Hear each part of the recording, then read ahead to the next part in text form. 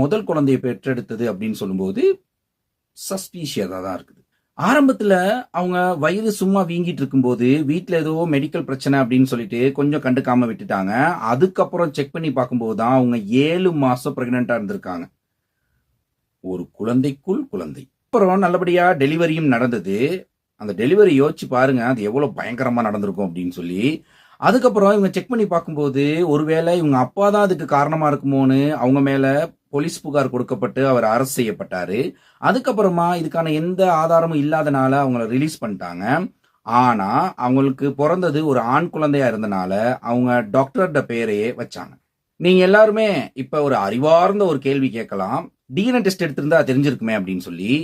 1953ல தான் Watson and கிரிக் இவங்க 2 பேரும் சேர்ந்து டிஎன்ஏ ஸ்ட்ரக்சரே கண்டுபிடிச்சாங்க. அதுக்கப்புறம் வந்ததுக்கு அப்புறம் அந்த ஸ்ட்ரக்சர் கண்டுபிடிச்சதுக்கு அப்புறம் தான் டெக்னாலஜியே டெவலப் ஆனுச்சு.